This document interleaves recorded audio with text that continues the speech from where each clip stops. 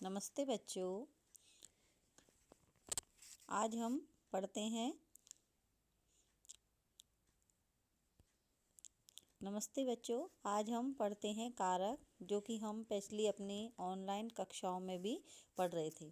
ठीक है, तो देखिए, पहले हमने जब ऑनलाइन कक्षा में कारक का जो टॉपिक शुरू किया था, तो उसमें आपको कारक की परिभाषा बताई थी, कारक के विषय में बताया था, और इसके कुछ आपको बताया था कि अलग अलग विभक्तियाँ होती हैं और उसके सभी विभक्तियों के होते हैं सबके नियम। ठीक है, तो इसमें हमने द्वितीय विभक्ति के कुछ नियम पढ़े थे, और आपको पता होगा द्वितीय विभक्ति हमने जो नियम पढ़े थे, उसके बाद अब हम पढ़ते हैं तृतीय विभक्ति के नियम। तो देखिए, तृतीय विभक्ति में देखेंगे, ये जो आपके जो भी अंडरलाइन हो रहा है, इसको आपको कॉपी में लिखना है अपने में।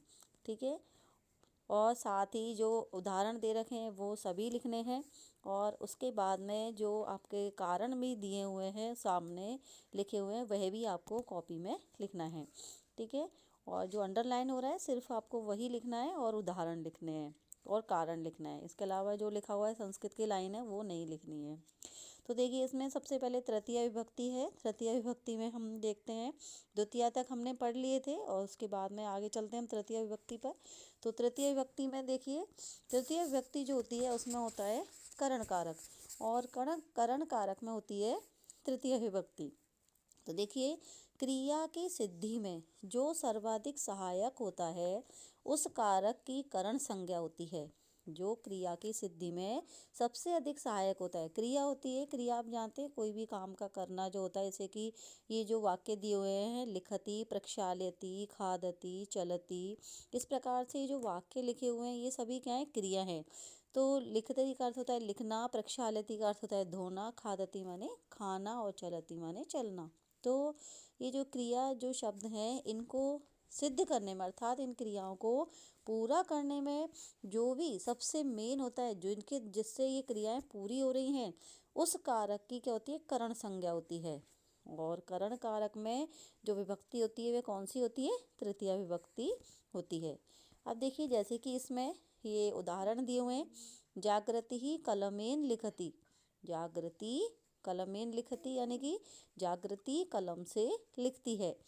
वैशाली जलेन मुखम प्रक्षालयति। वैशाली पानी से मुख को धोती है। रामः दुग्धेन रोटिकाम खादति। राम दूध से रोटी खाता है। सुरेंद्रः पादाभ्याम चलति। सुरेंद्र दोनों पैरों से चलता है।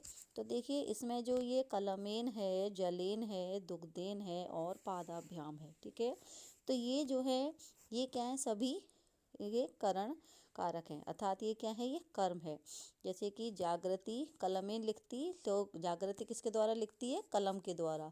तो लिखने की जो क्रिया है वो किससे पूरी हो रही है, वह पूरी हो रही है कलम के द्वारा। ठीक है, तो इसमें ये क्या हुआ, करण कारक हो गया कि किसी के द्वारा किसी का जो कार्य पूरा हो रहा है।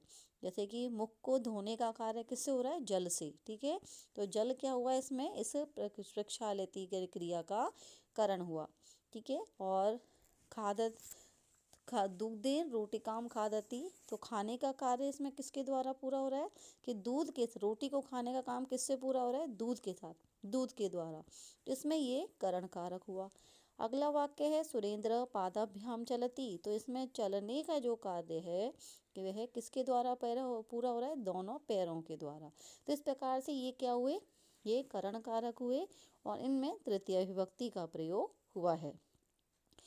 आगे देखेंगे, कर्मवाच्य अथवा भाववाच्य और में अनुक्त कर्ता में भी तृतीय विभक्ति होती है। तो देखिए, कैसे कि कर्मवाच्य और भाववाच्य क्या होते हैं। कर्मवाच्य और भाववाच्य, इसमें देखेंगे, कर्मवाच्य में क्या होता है, जो कर्ता होता है वह हमेशा तृतीय विभक्ति में ही रहता है। कर्मवाच्य में और भाववाच्य जो होते हैं, इनमें दोनों में कर्ता जो होता है वह तृतीय विभक्ति में होता है, और जो कर्म होता है वह होता है प्रथमा विभक्ति में, और जो क्रिया होती है वह हमेशा ही आत्मनेपद की इसमें प्रयोग होती है, कर्मवाच्य और भाववाच्य में। जैसे कि हम पहला वाक्य देखेंगे, रामेण लेखः लिख्यते। राम के द्वारा लेख लिखा जाता है। ठीक है।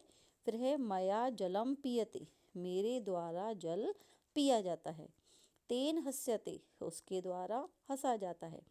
बालकेन शय्यते, बालक के द्वारा सोया जाता है। तो इस प्रकार से ये जो इसमें कर्ता है रामेण, मया, तेन और बालकेन, ये क्या कहे गए हैं, इनको अनुक्त कर्ता कहा गया है। ठीक है। तो इसलिए इनमें तृतीय विभक्ति का प्रयोग होता है। आगे देखेंगे अगला नियम है इसमें, सह, साकम, समम, सार्धम, ये 4 शब्द हैं। सह, साकम, समम और सार्धम। ठीक है। तो इन चारों शब्दों का अर्थ होता है साथ। क्या अर्थ होता है इन चारों शब्दों का? अर्थ होता है साथ। इन चारों शब्दों के योग में तृतीय विभक्ति का प्रयोग होता है। इसका अर्थ ये है कि जहाँ पर भी इन चारों में से कोई भी शब्द आएगा वहाँ पर तृतीय विभक्ति का प्रयोग होगा। ठीक है। तो जैसे कि इसमें उदाहरण देखेंगे, जनकः पुत्रेण सह गच्छति, जनक का थे पिता, पिता पुत्र के साथ जाता है या जा रहा है, पिता पुत्र के साथ जा रहा है। तो देखिए इसमें सह शब्द आया है इस वाक्य के अंदर, इसलिए पुत्रेण शब्द में तृतीय विभक्ति का प्रयोग हुआ है। क्योंकि वाक्य में कौन सा शब्द आया है? सह, इसलिए वाक्य में तृतीय विभक्ति का प्रयोग हुआ है। आगे देखेंगे दूसरा वाक्य, सीता गीतया साकं पठति, सीता गीता के साथ पढ़ती है। तो इस वाक्य में कौन सा शब्द है? साकम। ठीक है। इसका अर्थ भी साथ है, तो इसमें भी तृतीय विभक्ति का प्रयोग हुआ है गीता शब्द में, क्योंकि इसमें साकम शब्द आया है वाक्य में, इसलिए। अगला वाक्य है, ते स्वमित्रैः सार्धं क्रीडन्ति, वे अपने मित्रों के साथ खेलते हैं, वे अपने मित्रों के साथ खेलते हैं। तो देखिए सार्धम शब्द आया है इस वाक्य के अंदर, सार्धम शब्द का अर्थ भी क्या होता है? साथ। ठीक है। तो इसमें सार्धम शब्द आया है, इसलिए स्वमित्रैः शब्द में तृतीय विभक्ति का प्रयोग हुआ है। फिर अगला है, त्वम गरुड़ा समम वेद पाठम करोषि, तुम गुरु के साथ वेद पाठ करते हो, वेदों को पढ़ते हो। तो इसमें भी तृतीय विभक्ति का प्रयोग हुआ है, क्योंकि इस वाक्य में समम शब्द प्रयोग हुआ है, इसलिए कौन सी विभक्ति आई है इसमें? तृतीय विभक्ति का प्रयोग हुआ है। आपको बता दिया है, फिर से एक बार सुनेंगे कि ये जो सह, साकम, समम, सार्धम, ये 4 शब्द जो दिए हुए हैं वाक्य में, इनमें से किसी का भी प्रयोग होगा, किसी भी एक का, तो वहाँ पर हमेशा तृतीय विभक्ति का प्रयोग होगा।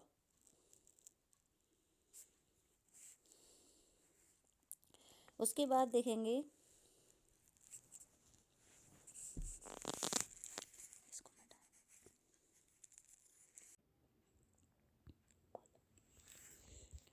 देखिए, तो ये सह, साकम, समम, सार्धम, इस शब्द में, इन चारों शब्दों के योग में जो भी शब्द आएगा वाक्य में, कोई सा भी इन चारों में से, वहाँ पर तृतीय विभक्ति का प्रयोग होगा।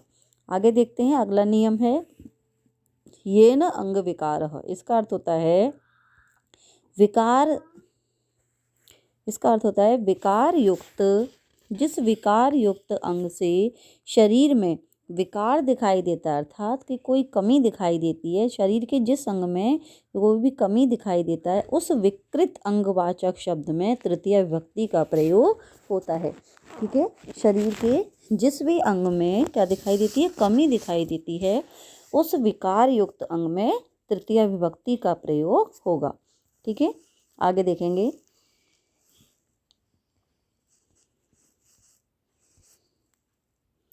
जैसे कि इसको उदाहरण देखेंगे, सह नेत्रेण काणः अस्ति, वह आँख से काना है।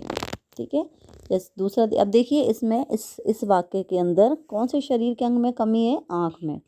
तो एक ही आँख का है इसमें, इसलिए तृतीय विभक्ति का इसमें एक वचन प्रयोग हुआ है। ठीक है। इसी प्रकार से दूसरा है, बालकः कर्णेन बधिरः वर्तते, बालक कान से बहरा है। तो इसमें कौन से शरीर के अंग में कमी है? कान में, बालक कान से बहरा है। तो इसमें जो एक कान से वो बहरा है, इसलिए इसमें तृतीय विभक्ति का एक वचन प्रयोग हुआ है। फिर अगला है, साधु पादेन खंज अस्ति, साधु पैर से कैसा है? लंगड़ा है। तो ठीक है, इसमें क्या, किस में, पैर शब्द में, किस में, पाद शब्द में तृतीय विभक्ति का प्रयोग हुआ है। श्रेष्ठी शिरसा खलवाटः विद्यते। सेठ सिर से क्या है, खलवाट कहते हैं गंजे को, सिर से गंजा है, तो इस शब्द में भी तृतीय विभक्ति का प्रयोग हुआ है। सूरदास नेत्राभ्याम अंधः आसीत्। सूरदास दोनों आंखों से अंधे थे। ठीक है, तो इसलिए देखिए, क्योंकि वे दोनों आंखों से अंधे थे, इसलिए इसमें तृतीय नेत्रेण शब्द ना करके द्विवचन का प्रयोग हुआ है, नेत्राभ्याम। ठीक है, तो इसका जो हम कारण लिखेंगे, वे लिखेंगे अंग विकारस्य योगे तृतीया विभक्ति भवति। आगे देखेंगे, इत्थम भूत लक्षणे, इसका अर्थ है जिस चिन्ह से किसी की पहचान होती है, उस चिन्हवाचक शब्द में तृतीय विभक्ति का प्रयोग होता है, तृतीय विभक्ति प्रयोग होती है। जैसे कि चिन्हवाचक शब्द कैसे कि वह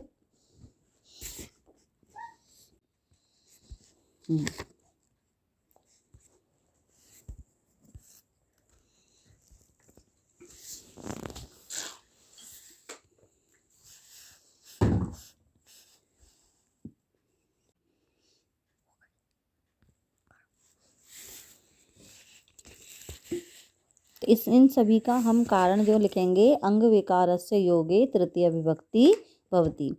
अगला देखेंगे, जिस चिन्ह से किसी की पहचान होती है, उस चिन्हवाचक शब्द में तृतीय विभक्ति प्रयुक्त होती है। उस चिन्हवाचक शब्द में क्या होती है, तृतीय विभक्ति। अब देखिए, जैसे कि सह जटाभि तापसः प्रतीयते, वह जटाओं से तपस्वी मालूम होता है या तपस्वी लगता है। सह बालकः पुस्तकै छात्रः प्रतीयते, वह बालक पुस्तकों से छात्र प्रतीत होता है या छात्र लगता है।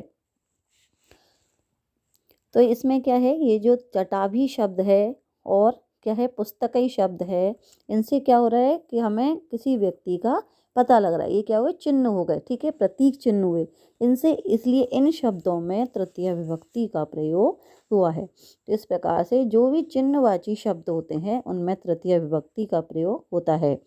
तो इनका जब इस प्रकार के यदि वाक्य आते हैं, तो उसका कारण हम लिखते हैं, इत्थम भूत लक्षणे तृतीय विभक्ति भवति।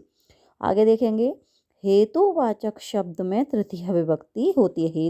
हेतुवाची शब्दे तृतीय विभक्ति भवति।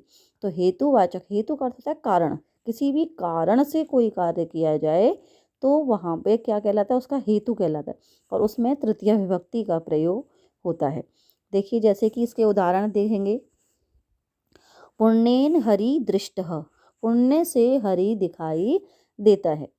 सह अध्ययनेन वसति, वह अध्ययन के कारण या अध्ययन के लिए, पढ़ाई के लिए रहता है। विद्यया यशः वर्धते, विद्या से यश बढ़ता है।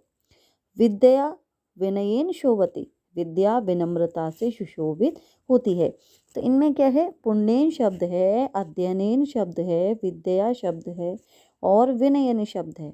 तो इनमें ये क्या है, सभी हेतुवाची शब्द है, अर्थात कारण है ये किसी के, इसलिए इन शब्दों में तृतीय विभक्ति का प्रयोग हुआ है।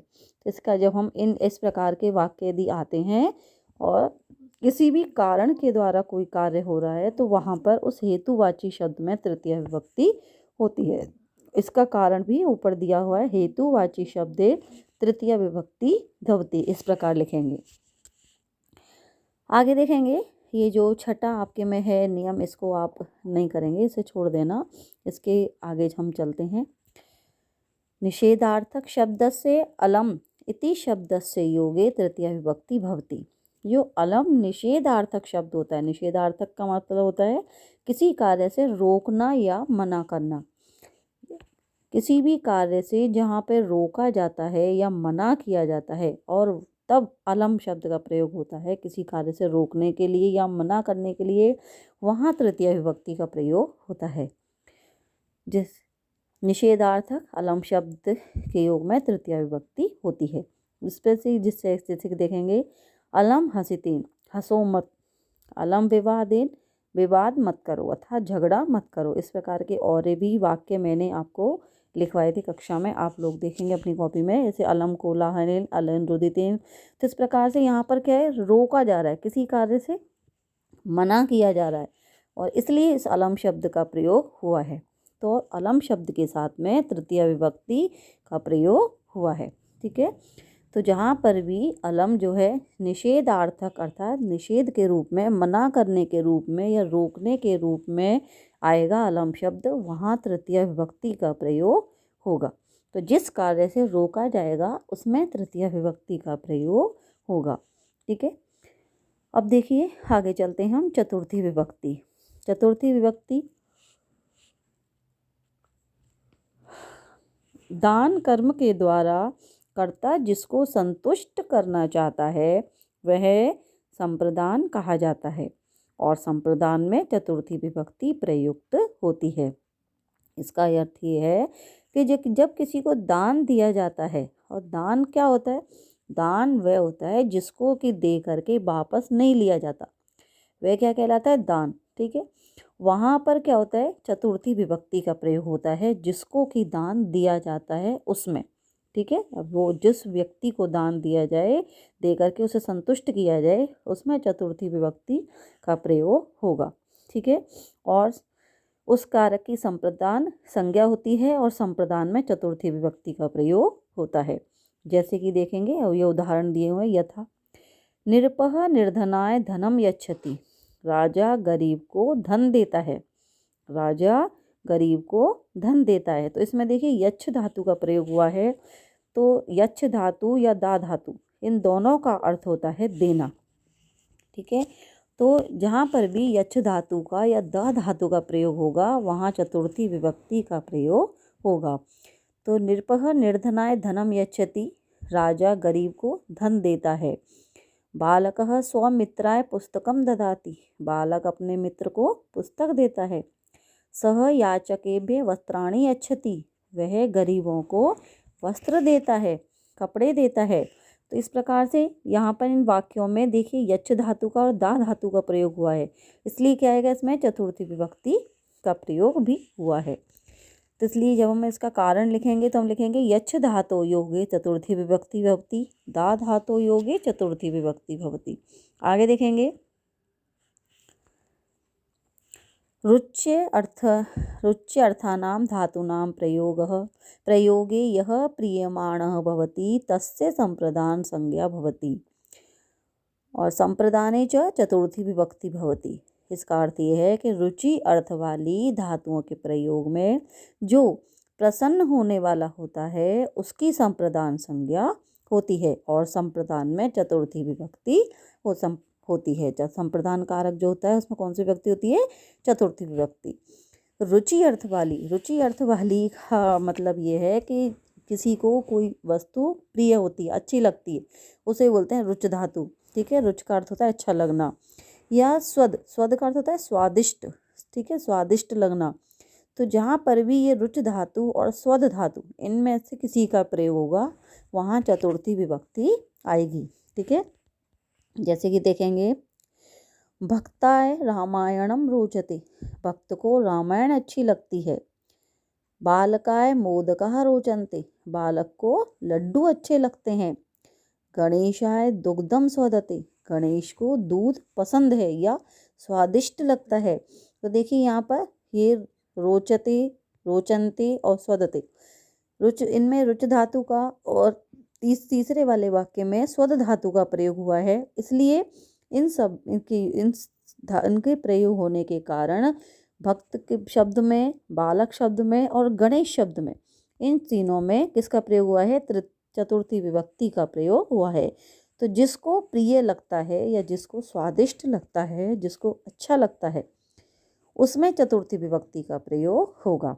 और इस प्रकार से यदि कोई भी ये वाक्य आते हैं, बहुत इंपॉर्टेंट वाक्य हैं, उनमें से जरूर आता है, तो उसका फिर हम कारण किस प्रकार लिखेंगे, देखिए आपको लिख के भी मैंने बताया हुआ है। कारण लिखेंगे इसका, रुच धातो योगे चतुर्थी विभक्ति भवति। यदि वाक्य में रोचते, रोचेते या रोचनते ये शब्द प्रयुक्त हो रहे हैं तो हम लिखेंगे रुच धातो योगे चतुर्थी विभक्ति भवति। या फिर स्वदते, स्वदेते, स्वदन्ते ये शब्द प्रयुक्त होते हैं तो हम लिखेंगे स्वद धातो योगे चतुर्थी विभक्ति भवति। अर्थात रुच धातु अथवा स्वद धातु का प्रयोग होगा तो चतुर्थी विभक्ति आएगी। रुच धातु अथवा स्वद धातु के योग में चतुर्थी विभक्ति का प्रयोग होता है। ठीक है, इसके बाद देखेंगे, इसके बाद देखते हैं क्रुद्ध आति अर्थानाम धातूनां प्रयोगे यम प्रति कोपः क्रियते तस्य संप्रदान संज्ञा भवति संप्रदाने च चतुर्थी विभक्ति भवति। कि देखिए इसमें क्रुद्ध अर्थ वाली धातुओं के प्रयोग में जिसके ऊपर क्रोध किया जाता है उसकी संप्रदान संज्ञा होती है और संप्रदान में चतुर्थी विभक्ति होती है। जैसे कि देखिए जिस पर क्रोध किया जाए या जिससे द्रोह किया जाए या जिससे ईर्ष्या की जाए या फिर जिसकी निंदा की जाए, ठीक है, वहाँ पर इन चारों, ये जो चार धातु दिए हैं आपके में, क्रुद्ध, द्रोह, असूय और स्पृह, ठीक है, इन चारों धातुओं में से कि जिसका भी प्रयोग होगा वाक्य में उस चतुर्थी विभक्ति का प्रयोग होगा। देखिए जैसे कि देखेंगे पहला वाक्य है पिता पुत्राय क्रुध्यति, पिता पुत्र पर क्रोध करता है, पिता पुत्र पर क्रोध करता है। द्रुह किंकर निरपाय द्रुहयति, किंकर यानी कि सेवक राजा से क्या करते हैं, विद्रोह करते हैं, द्रोह करते हैं, उसका विद्रोह करते हैं। दुर्जना सज्जनाय ईर्ष्यति, दुष्ट व्यक्ति सज्जन से ईर्ष्या करता है। सुरेशः महेशाय असूयति, सुरेश महेश से क्या, महेश की क्या करता है, निंदा करता है। निंदा का अर्थ क्या होता है, किसी की बुराई करना, उसकी बुराई करता है। तो ये चारों धातुओं का इसमें प्रयोग हुआ है। तो वाक्य में यदि क्रोध धातु का प्रयोग होता है, द्रु धातु का होता है, ईर्ष धातु का होता है या असूय धातु का प्रयोग होता है, इन चारों में से किसी भी धातु का प्रयोग होता है तो वहाँ चतुर्थी विभक्ति आएगी। जिससे ईर्ष्या की जाए, जिसकी निंदा की जाए, जिस पर क्रोध किया जाए, उसमें चतुर्थी विभक्ति का प्रयोग होगा। ठीक है, और कारण इसका लिखेंगे, आपको मैंने लिख के बता रखा है कि जो भी धातु होगी फिर हम वही लिख देंगे। जैसे कि एक लिख के दिखा रखा है मैंने, क्रुद्ध धातु योगे चतुर्थी विभक्ति भवति। जैसा कि पहले वाक्य में दिया हुआ है क्रुध्यति शब्द दी हुई है इसमें, तो धातु क्रुद्ध है, तो हम इसका कारण लिखेंगे क्रुद्ध धातु योगे चतुर्थी विभक्ति भवति। दूसरा अगर हम कारण लिखते हैं तो इसमें द्रुह धातु का प्रयोग हुआ है। द्रुह धातु देखिए इधर लिखी हुई है, तो इसको हम लिख देंगे द्रुह धातु योगे चतुर्थी विभक्ति भवति। तीसरा है, तीसरे में ईर्ष्य धातु का प्रयोग हुआ है, तो हम इसका कारण लिखेंगे ईर्ष्य धातु योगे चतुर्थी विभक्ति भवति। चौथे वाक्य में असूय धातु का प्रयोग हुआ है, देखिए असूय धातु, तो इसमें हम कारण लिखेंगे तो असूय धातु योगे चतुर्थी विभक्ति भवति। आगे देखेंगे अगला नियम, स्पृह धातु प्रयोगे यह ईप्सितः भवति तस्य संप्रदान संज्ञा भवति। स्पृह धातु के योग में जो इच्छित हो, ठीक है, इच्छित मतलब जिसको चाहा जाए, जिसको पसंद किया जाए, उसकी संप्रदान संज्ञा होती है और संप्रदान कारक में चतुर्थी विभक्ति प्रयुक्त होती है। स्पृह, स्पृह का अर्थ होता है इच्छा करना, ठीक है। तो देखिए बालकः पुष्पाय स्पृहति, बालक पुष्प की इच्छा करता है, बालक पुष्प की इच्छा करता है, तो इसमें कौन सी धातु का प्रयोग हुआ है, स्पृह धातु का, तो स्पृह धातु योगे चतुर्थी विभक्ति भवति। अगला देखेंगे, सबसे बहुत ज़्यादा इम्पॉर्टेंट नियम है ये जो 5वें नंबर का है, इसको बहुत ध्यान से पढ़ेंगे कि ये बहुत ज़्यादा आता है एग्ज़ाम में। नमः स्वस्ति स्वाहा स्वधा अलम वषट, तो इस प्रकार से ये जो शब्द दिए हुए हैं, कितने शब्द दिए हुए हैं, 6 शब्द दिए हुए हैं, नमः, स्वस्ति, स्वाहा, स्वधा, अलम और वषट। इन शब्दों के योग में चतुर्थी विभक्ति का प्रयोग हुआ है। ठीक है, नमः का अर्थ आप जानते हैं नमस्कार, स्वस्ति का अर्थ होता है कल्याण, ठीक है, और स्वाहा, स्वाहा जो होता है स्वाहा, स्वधा और वषट, ठीक है, इन तीनों का अर्थ एक तरह से एक ही होता है कि जब हम हवन या यज्ञ करते हैं तो उसमें आहुति जो डालते हैं उसको बोलते हैं, ठीक है, तो जो आहुति दी जाती है उनके लिए शब्द आता है स्वाहा, स्वधा और वषट।